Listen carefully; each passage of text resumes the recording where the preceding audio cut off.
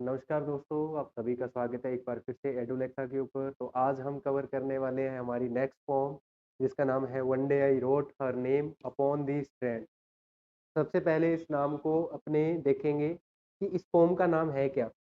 कुछ यूनिवर्सिटीज़ के अंदर या कुछ बुक्स के अंदर यहाँ तक आपको नाम मिलेगा, one day I wrote her name by Edmund Spencer. और कुछ के अंदर आपको पूरा जो नाम है, जो पोम की जो फर्स्ट लाइन है वो आपको देखने के लिए मिलेगी, जो है one day I wrote her name upon the strand. ठीक है, तो चलिए इस पोम को हम शुरू करते हैं लाइन वाइज। सबसे पहले हम देखेंगे हमारे राइटर के बायोग्राफी के बारे में। जो एडमंड स्पेंसर है वो एक फेमस इंग्लिश पोइट थे of the Renaissance period, born in 5052 in London, England. He is best known for his epic poem, The Fairy Queen, which made him one of the greatest poet of his time. यानी कि इन्होंने अपनी एक pome लिखी थी, epic pome लिखी थी, जिसकी वजह से ये अपने टाइम के सबसे ग्रेट पोइट जो हैं वो माने जाते हैं। Spenser wrote many poems about love, beauty and moral values. His collection of love sonnet Amroti is very popular, and the poem One Day I Wrote Her Name Upon the Strand is sonnet 75। ये जो pome है ये है 75 number sonnet है इनके द्वारा लिखी गई। His poetry is known for beautiful language, imagination and musical style। ठीक है, थोड़ा सा इसके अंदर म्यूजिकल टोन जो है वो ऐड किया गया है। He died 1599 1599 के अंदर इनकी मृत्यु हो गई थी। But his works are still widely studied in English literature today. लेकिन आज भी इनके जो वर्क्स हैं वो बहुत फेमस हैं, और आज हम इसी पोम को कवर करने वाले हैं। देखिए दोस्तों, इन्होंने एक सोनेट लिखी है। तो सोनेट क्या होता है इसके बारे में हम पहले भी चर्चा कर चुके हैं। एक बार फिर से अपने देखते हैं कि सोनेट होती क्या है। देखिए, यूजुअली जो सोनेट है वो एक शॉर्ट पोम होती है जिसके अंदर 14 लाइनें होती है, written in a fix rhyme scheme. जिसको एक फिक्स राइम स्कीम के अंदर लिखा जाता है, and usually in iambic pentameter, और आयम्बिक पेंटामीटर के अंदर लिखा जाता है। ये आयम्बिक पेंटामीटर जो है वो हमारा एक टॉपिक है मीटर का। ठीक है, ये एक राइटिंग स्टाइल होता है जिसके अंदर इसको लिखा जाता है। Sonnet often express love, beauty and deep emotion. ठीक है, सोनेट जो है वो इसी चीज को दिखाती है। A common form is the Shakespearean sonnet used by William Shakespeare, which has 3 quatrains. यानी विलियम शेक्सपियर जो है उनकी सोनेट का एक जो फॉर्मेशन है वो बिल्कुल अलग तरीके से होता था। इस तरीके से 3 पार्ट जो हैं वो बनाए जाते हैं, जिसके अंदर 4 4 4 और 2 लाइन्स होती है। ठीक है, इसके 3 क्वार्टेरियंस होते हैं 4-4 लाइन के, और एक फाइनल कपलेट होती है 2 लाइनों की। इन लास्ट 2 लाइनों को हम फाइनल कपलेट बोलते हैं। ठीक है, फाइनल कपलेट। इसके बाद में देखिए दोस्तों, William Shakespeare which has 3 quatrain, 4 line each and 1 final couplet with the rhyme scheme A B A B C D E F और जी जी। ये जो है वो इसकी राइम स्कीम होती है। Another famous sonnet written writer was Edmund Spenser. जो sonnet के जो दूसरे फेमस राइटर हैं वो हैं हमारे Edmund Spenser, who used a slightly different rhyme pattern in his form. ठीक है, तो चलिए दोस्तों अब हम फॉर्म को कवर करेंगे stanza wise, line wise line. देखिए दोस्तों, पहली लाइन में वो क्या बोलते हैं, वो बोलते हैं कि वन डे, एक दिन, आई रोट हर नेम, मैंने उसका नाम लिखा, अपॉन दी स्ट्रैंड। ये स्ट्रैंड क्या होता है? स्ट्रैंड होता है बीच का किनारा, यानी जो समुद्र का जो किनारा होता है ना उसकी मिट्टी के ऊपर। ठीक है, बीच का जो बीच, बीच यानी कि समुद्र का किनारा, बीच के किनारे के ऊपर जो मिट्टी होती है उसको स्ट्रैंड बोला गया है। कि एक दिन मैंने उसका नाम जो है वो स्ट्रैंड पे लिखा, मतलब बीच के किनारे जहाँ पे लहरें आती है, और जिस मिट्टी को वो लहरें कवर करती है वहां पे बैठा हुआ जो राइटर है वो अपनी प्रेमिका के नाम को लिख रहा था। ठीक है, लहरें आती है और उस नाम को साफ करके वापस चली जाती है, तो ऐसा कुछ सीन है यहाँ पे।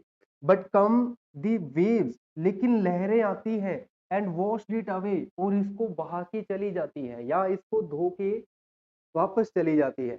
यानी राइटर जो है वो बीच के किनारे पे बैठा बैठा अपनी प्रेमिका का नाम लिख रहा है, लहर आती है उस नाम को साफ करके वापस चली जाती है। Again I wrote it with A second hand. Second hand का अर्थ होता है दोबारा।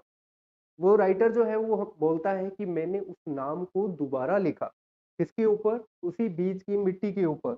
बट कम द टाइड, लेकिन लहर आती है, and made my pains spray. यहाँ पे पेन्स का अर्थ है उसकी मेहनत।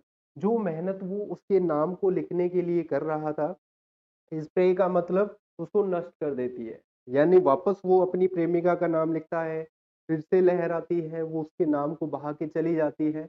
और जो राइटर है वो बोलता है कि मेरी जितनी भी मेहनत थी, उस पूरी मेहनत को वो क्या कर देती है? खराब कर देती है। सेकंड स्टैंजा में देखिए दोस्तों, वेन मैन। इस वेन का अर्थ है मूर्ख व्यक्ति। ठीक है, वेन का अर्थ है मूर्ख और मैन का अर्थ व्यक्ति। यानी कि उसकी जो प्रेमिका है वो उसको बोलती है कि कितना बड़ा मूर्ख है तू, है ना, बुद्धू कहेगा, मेरा नाम लिख रहा है इसके ऊपर। ठीक है, लहर आ रही है, मिटा रही है, तो फिर से लिख रहा है, तो कितना मूर्ख व्यक्ति है, कितना वेन है। सैड शी का मतलब भाई उसकी बिलव्ड जो है उसके बारे में वो बोलता है कि इसकी बिलव्ड जो बोलती है कि तुम कितने वैन मैन हो, दाओ डोस्ट इन वैन ऐसे। ठीक है, ऐसे का अर्थ होता है प्रयास करना। वो बोलता है कि तुम क्यों ऐसी व्यर्थ का, वेन का अर्थ व्यर्थ का, ठीक है, तुम क्यों व्यर्थ का इतनी मेहनत कर रहे हो। ए moral thing so to immortalise. यहाँ पे देखिए दोस्तों बड़ी अच्छी बात बोली है कि एक मोरल थिंग। मोरल का अर्थ होता है एक नश्वर, यानी कि ऐसी चीज जिसका अंत हो जाएगा, जो खत्म हो जाएगी। यानी उसकी प्रेमिका जो है वो एक दिन मर जाएगी। उसकी प्रेमिका जो है वो अमर नहीं है, वो नश्वर है। तो वो बोलती है कि मैं तो एक नश्वर चीज हूँ, मेरा तो अंत हो जाएगा। सो टू इमोर्टलाइज, इमोर्टल का अर्थ है दोस्तों यहाँ पे अमर। ठीक है, जिसकी कभी डेथ नहीं होगी। तो वो बोलती है कि तुम क्यों मुझे, इस नश्वर चीज को तुम क्यों अमर करना चाहते हो। आगे देखिए दोस्तों वो क्या बोलता है कि for I myself shall like to this decay. वो बोलती है कि फॉर आई माई सेल्फ, यानी कि मैं खुद, shall like to this decay, इस नाम की तरह, जैसे तुम नाम जो है वो बीज के ऊपर लिख रहे हो, लहर आती है उसको साफ करके चली जाती है, इसी नाम की तरह एक दिन मैं भी साफ हो जाऊंगी। डिके का अर्थ होता है नष्ट हो जाना, यानी कि मेरा भी एक दिन अंत हो जाएगा, मेरी डेथ हो जाएगी। And act my name be wipe out like wife. Act का अर्थ मैं भी, माई नेम मेरा नाम भी, मैं भी और मेरा नाम भी, वी वाइप्ड आउट, वो धो दिया जाएगा, वो साफ हो जाएगा। लाइक वाइज का मतलब उसी तरह, जैसे मेरा नाम जो है वो लहरों की वजह से बार बार साफ हो रहा है, बार बार मिट रहा है, उसी प्रकार से मैं भी एक दिन क्या हो जाऊंगी? मर जाऊंगी, या मेरा भी अंत हो जाएगा। थर्ड स्टेंजा में देखिए दोस्तों वो क्या बोलती है, नोट सो कोथ आई लेट बेसर थिंग डिवाइड। कोथ का अर्थ होता है कि ऐसा नहीं है, ऐसा नहीं है, मैंने बोला, कोथ का अर्थ मैंने बोला कि ऐसा नहीं है। लेट बेटर थिंग डिवाइस, बेसर का अर्थ है दोस्तों साधारण चीजें, कि तुम साधारण चीज हो। ठीक है, डिवाइस का अर्थ दोस्तों योजना करना। To die in dust but you shall live by fame. इसमें देखिए दोस्तों वो क्या बोलता है, वो बोलता है कि ऐसे नहीं है, जैसा तुम सोच रही हो तुम्हारा अंत ऐसे नहीं होगा। हालांकि तुम बहुत साधारण चीज हो, या साधारण चीजें भी क्या हो जाएगी, हर एक चीज जो है वो मर के धूल के अंदर मिल जाती है। But you shall live by fame, लेकिन तुम नहीं मरोगी। जैसे दूसरे लोग मरते हैं वैसे तुम नहीं मरोगी। तुम किससे जिंदा रहोगी? फेम से जिंदा रहोगी। फेम का अर्थ होता है प्रसिद्धि।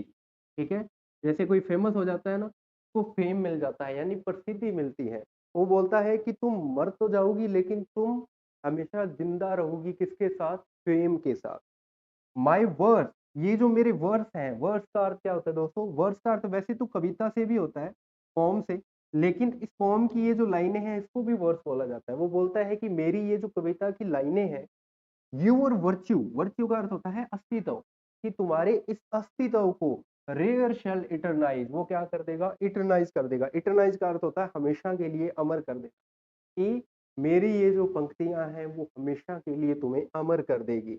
And in the heavens write your glorious name, और इस धरती पे भी नहीं बल्कि हेवन के अंदर भी, हेवन का अर्थ होता है स्वर्ग के अंदर भी तुम्हारा नाम जो है वो क्या होगा, ग्लोरियस नेम हो जाएगा, यानी तुम्हारा नाम जो है वो हमेशा महान रहेगा।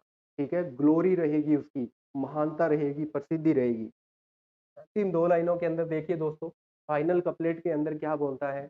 वो बोलता है कि where when that shall all the world subdue.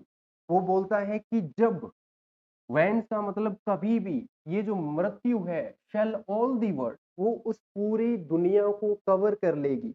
Subdue का अर्थ होता है अपने वश में कर लेगी। यानी कि अगर इस दुनिया का हर एक व्यक्ति, हर एक पर्सन या हर एक जिंदा रहने वाली चीज जो है, अगर वो हर एक चीज भी मर जाएगी, हर किसी के ऊपर डेथ जो है वो अपना कब्जा कर लेगी, आर लव शैल अलाइव, तो हमारा प्रेम जो है वो जिंदा रहेगा। चाहे इस दुनिया में सब कुछ खत्म हो जाए, लेकिन तुम्हारा और ये जो मेरा सच्चा प्रेम है वो हमेशा बना रहेगा। एंड लेटर लाइफ रिन्यू, और जिंदगी की एक नई शुरुआत होगी, है ना? कि चाहे इस दुनिया का हर एक चीज जो है वो खत्म हो जाए, लेकिन हमारा प्रेम जो है वो अमर रहेगा।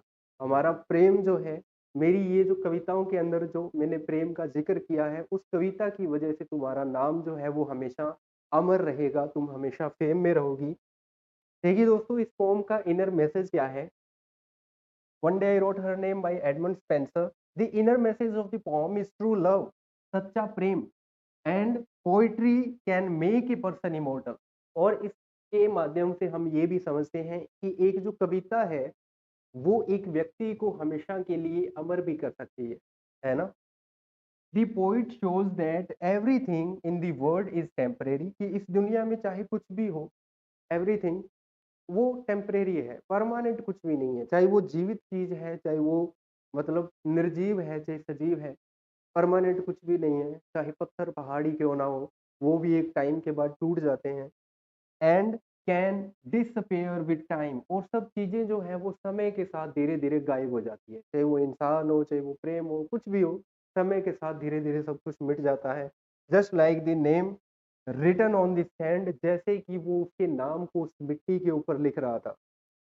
Is washed by the waves, लहरों के कारण उसके नाम को बार बार मिटा दिया जा रहा था। हाउएवर, हालांकि, the poet believe the poetry has power to defeat time and death. कवि के अंदर ये जज्बा है, उसको ये फील है कि ये जो पोइट्री है वो उस डेथ को भी कवर करेगी और समय के प्रभाव को भी कवर करेगी। यानी कि उनका जो प्रेम है, वो ये नहीं सोचता कि समय के साथ उसके प्रेम का जो है वो भी अंत हो जाएगा। उसकी प्रेमिका जो है वो भले ही इस दुनिया से चली जाए, लेकिन वो हमेशा लोगों के दिलों के अंदर ज़िंदा रहेगी। उस प्रेम की वजह से लोगों के दिमाग में, ज़हन में वो ज़िंदा रहेगी। The poet believes that poetry has a power to defeat time and death. Throughout his poem can preserve beauty, virtue and love of beloved forever. तो ये सब चीज़ें जो है वो इन सब चीज़ों को जिंदा रख सकती है poetry. Thus the poem teaches that our true love can live forever, कि एक सच्चा प्रेम जो है वो हमेशा जिंदा रहता है।